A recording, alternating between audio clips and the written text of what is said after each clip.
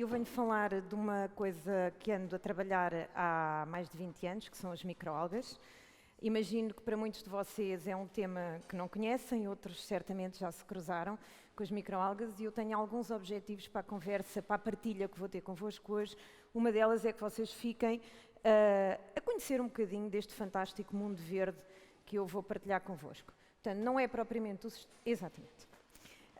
As microalgas são seres microscópicos que existem na superfície terrestre aos milhares, são milhares de espécies.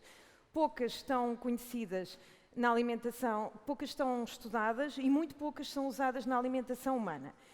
A Autoridade Europeia para a Segurança Alimentar, neste momento, só tem aprovadas 3 espécies para consumo humano: a Chlorella vulgaris, a spirulina e a Tetracell michui. Mas não se assustem que eu não vou falar de nomes feios nem nada disso. Eu venho aqui partilhar a minha experiência à roda destes seres fantásticos e falar-vos um bocadinho de como é que nós podemos envolvermos-nos numa causa e pensar como é que todos podemos contribuir para mudar alguma coisa naquilo que é a nossa alimentação.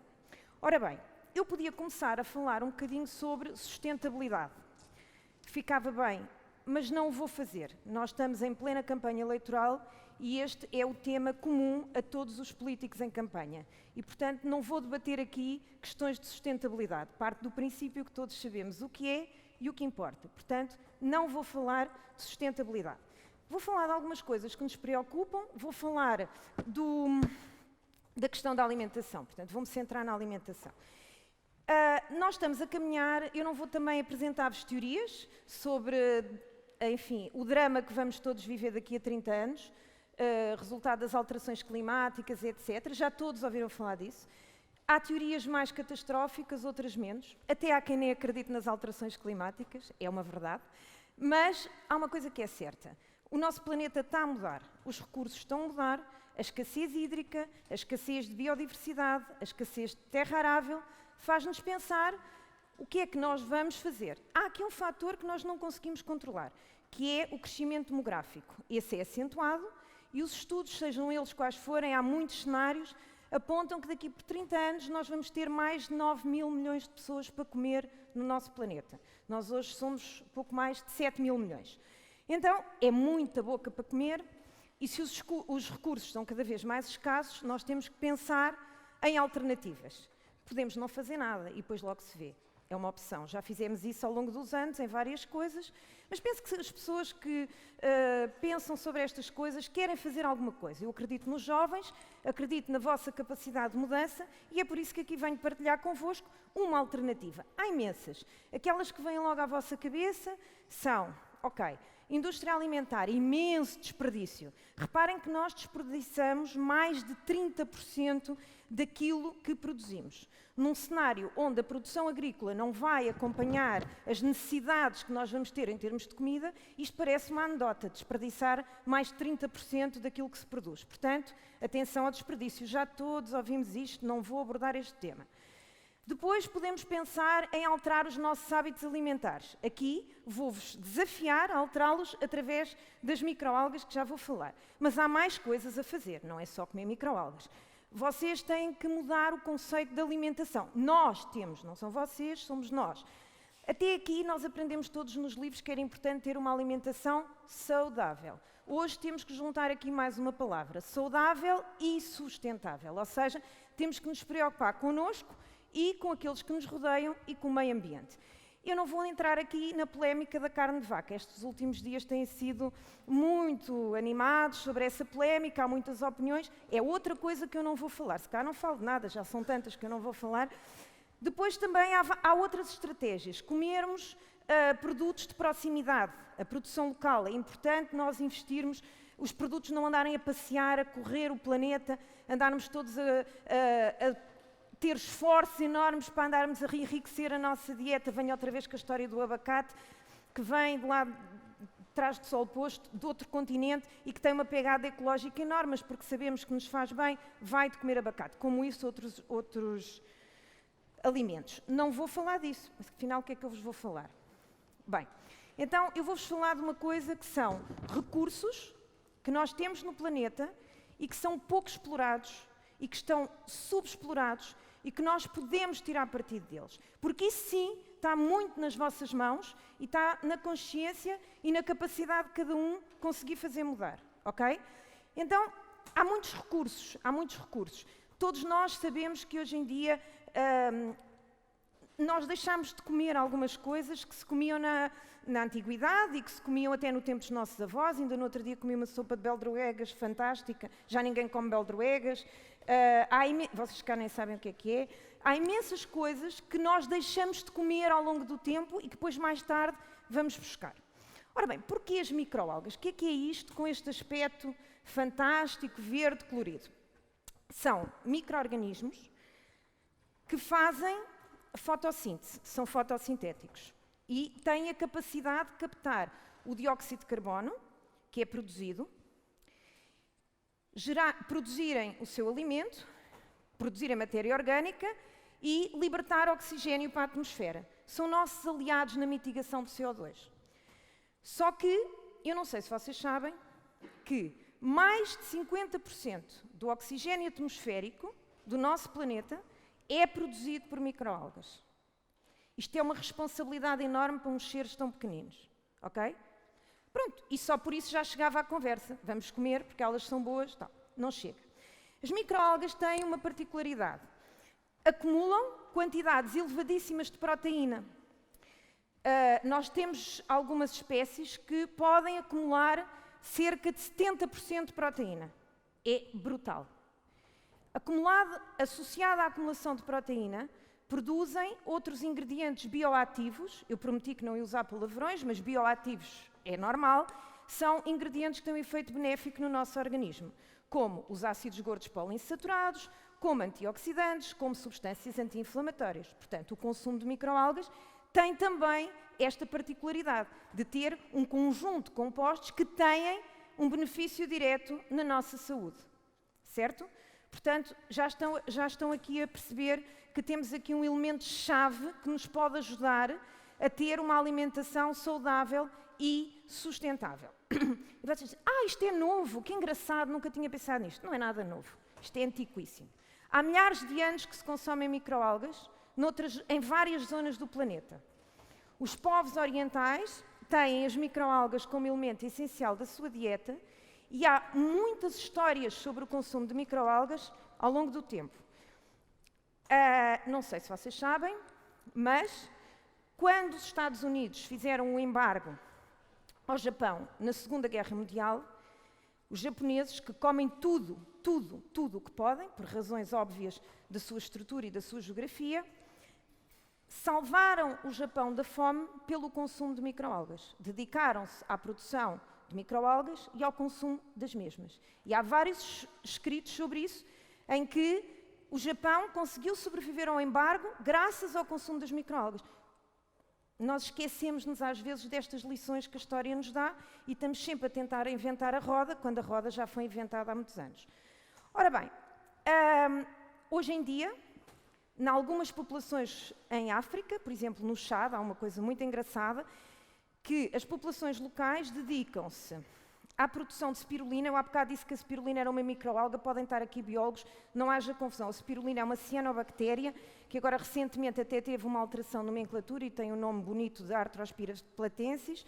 Não é uma microalga, mas funciona como uma microalga porque tem um processo de crescimento idêntico e, grosso modo, toda a gente lhe chama microalga. Portanto, a spirulina que me perdoou vai continuar aqui no nosso contexto a ser microalga. Então, ia eu contar-vos que no Chad, essas populações locais fazem o cultivo artesanal da spirulina, fazem a secagem ao sol e produzem um produto tradicional que se chama DIE e que está a ser um elemento fundamental para ultrapassar as carências nutricionais daquelas populações. A FAO, apercebendo-se disto, está a dar incentivos fortíssimos para que isto aconteça, porque há crianças com problemas de nutrição graves. O mesmo está a acontecer na Índia, com programas específicos para o desenvolvimento de repousados que são dados nas escolas, também por acaso com spirulina, não é por acaso, é porque é uma microalga muito fácil de crescer em ambientes pouco controlados. Portanto, já sabem um bocadinho o que são as microalgas, uma diversidade enorme. Nós estamos focados em 3 espécies. Há aqui algumas restrições da União Europeia que demoram um bocadinho a perceber os resultados dos nossos ensaios científicos, e estes processos são complexos. E já perceberam a riqueza que está à nossa frente. Tenho que avançar. Ora bem, eu disse-vos que comecei a trabalhar nisto há 20 anos. Na altura nós usávamos produções feitas aqui nos laboratórios do LNEG e do IPMA, mas isto cresceu muito. Nestes últimos anos nós tivemos um boom enorme no crescimento de microalgas, e há empresas especializadíssimas na produção de microalgas para consumo alimentar. As grandes empresas começaram por fazer as suas produções para dedicar à produção de biodiesel. De há uns 5 anos para cá, as grandes conclusões é que, de facto, isto pode ser uma fonte alimentar importante, e as produções para biodiesel ficaram, enfim, adaptadas, a maior parte, à produção para consumo humano. E vocês dizem, mas isso é lá algures. Não, nós, Portugal, somos dos países da Europa que têm melhores condições para a produção de microalgas. Temos 4 grandes empresas e que estão a produzir microalgas com uma qualidade extraordinária, obedecendo a tudo o que são os requisitos dos ingredientes alimentares, como outro ingrediente alimentar qualquer. Elas são crescidas em reatores tubulares, portanto, podem ser crescidas no laboratório. Eu conheço pessoas que crescem em casa e usam diretamente nas suas preparações, fresca, que é fantástico. Há várias escalas de produção, ok? Podem ser reatores horizontais ou verticais, há áreas de implementação enorme. A água que é utilizada é toda ela reciclada e, portanto, nós conseguimos extrair a biomassa. Não sei, acho que ainda não estão convencidos.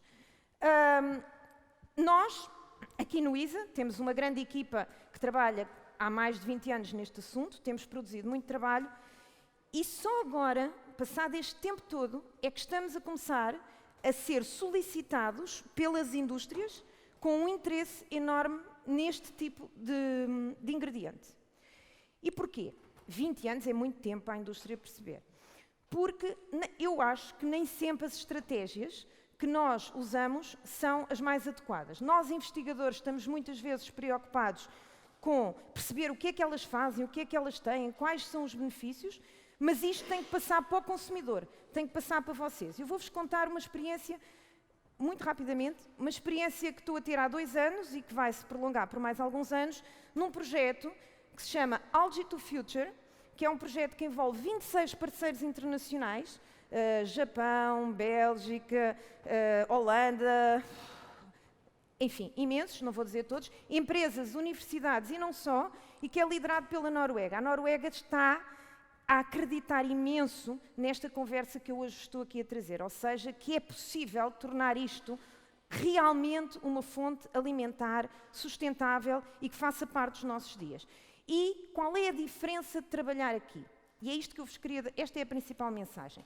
É um trabalho interdisciplinar. É perceber que todas as áreas são convocadas para este problema.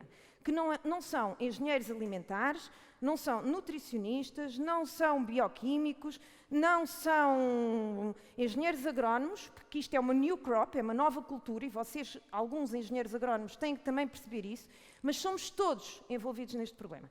O Facebook, hoje de manhã, lembrou-me que faz hoje 1 ano, eu estava na Universidade de Kiel a fazer um dos desafios mais engraçados da minha vida. Disseram-me assim, precisamos que vá dar um seminário de 2 horas na Universidade de Kiel, que é ali ao pé de Hamburgo, a 80 alunos internacionais sobre o que é que são as microalgas e a importância. Eu, vamos lá, como estou aqui a partilhar convosco. Mas depois disseram, são alunos de Ciências da Comunicação. Eu, Pânico. Como é que eu lhes vou explicar isto? E fui. Assim como estou a explicar a vocês. Digo-vos que foi absolutamente fantástico. Os alunos tiveram que fazer trabalhos, que eu depois acompanhei, sobre estratégias de comunicar esta questão. E eu nessa altura percebi que aí está a mudança. A mudança está nas pessoas e a mudança está em saber comunicar. E esses alunos fizeram trabalhos absolutamente incríveis. E eu tenho a certeza que qualquer um de vocês, se visse aqueles trabalhos de comunicação, iam acreditar fortemente no potencial que estes micro-organismos têm para mudar a nossa alimentação. Porque é preciso saber comunicar. Nós estamos na sociedade da comunicação. E então, mais uma vez, a interdisciplinaridade, o estarmos todos convocados para um assunto e não dizer, tu és de ciências de comunicação, o que é que percebes de microalgas? Não. É esse que é o truque, para nós conseguirmos chegar a um resultado que é eficaz e que realmente é transformador. Todos temos coisas que conseguimos pôr em conjunto para mudar. E mudar é preciso ter coragem e coragem de partilhar. Isto é a primeira produção que nós tivemos na Noruega e não é por acaso que nós temos aqui sempre estes bonequinhos, assim, tipo banda desenhada, não é porque fica bonito, é porque este projeto envolve um conjunto de pessoas que estão ligadas às crianças e acreditamos que as crianças podem crescer a comer microalgas. Este projeto começa por explicar fortemente às crianças, nas escolas, o que são as microalgas. Se vocês entrarem na net, veem uns filmes muito engraçados de banda desenhada, das microalgas todas e tal, porque acreditamos na comunicação e que a comunicação tem que começar cedo. E é esse um dos grandes objetivos. O que é que nós temos feito aqui no ISA? Nestes 20 anos, muito trabalho. Alguns já conhecerão e, obviamente, que nós temos tido a nível europeu, e eu acho que com alguma modéstia até a nível mundial, marcado posição na incorporação de biomassa microalgal em várias matrizes alimentares. Temos muitos trabalhos publicados, mas não venho falar disso aqui. Mais uma coisa que eu não vou falar. E eu queria partilhar convosco duas abordagens diferentes que temos seguido e a última mais recente e que têm dado resultados completamente diferentes. Bom, a primeira abordagem diria eu que é muito científica, muito fechada naquilo que são os processos tradicionais de investigação. Estes produtos que vão desde as maioneses, passando pelos pudins, as bolachas, as massas alimentícias, o pão, nós estudámos o impacto da incorporação das microalgas do ponto de vista riológico, do ponto de vista tecnológico, porque se nós estamos a falar de um ingrediente que tem proteína, tem ácidos gordos, etc., do ponto de vista da concepção do alimento, o alimento tem que ser redesenhado para poder ter esta incorporação. Se vocês puserem lá em casa, fizerem a experiência de fazer uma massa de pão e colocarem uma colher de microalgas, pode-se comer, mas tem alguma probabilidade de não correr bem. Nós temos que redesenhar todo o alimento, ok? É assim, podem fazer também outra coisa, que é porem umas colheres no iogurte. Alguns médicos recomendam, mas depois vocês ficam com uma péssima impressão das microalgas. Então, há esta abordagem, que é uma abordagem formal, e há uma abordagem que nós temos seguido nos últimos anos, que é uma abordagem que vai mais próxima do consumidor. Eu não me posso alongar, mas alguém tem ideia de quem é que é o autor do desenvolvimento deste cachorro com pão de spirulina? É o IKEA. O IKEA Food está comprometidíssimo com esta causa e está a desenvolver imensos produtos com esta lógica que te estou a falar. Portanto, este cachorro com pão de spirulina é um cachorro com proteína de inseto, é desenvolvido pelo IKEA. Finalmente as empresas acordaram, vamos nós acordar também.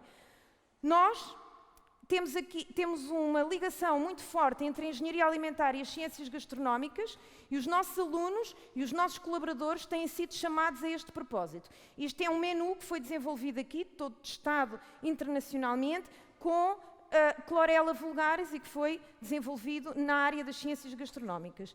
E isto foi o resumo da minha última aula de riologia e textura de alimentos no mestrado de Ciências Gastronómicas deste ano, onde o tema foi a incorporação de Chlorella vulgaris em novas preparações alimentares, onde todos os alunos, e são alunos com experiências muito diferentes, temos jornalistas, licenciados em Direito, enfim, todos são chamados, fizeram estas criações que partilho convosco. Está tudo cheio de fome e agora o objetivo é dizer-vos que no Coffee Break vocês vão ter todos a oportunidade de provar algumas criações que foram feitas por uma das nossas alunas de Ciências Gastronómicas e então poderem dizer que aceitam este desafio. Este desafio só será ganho se contarmos com todos, não independentemente de onde venham. Muito obrigada.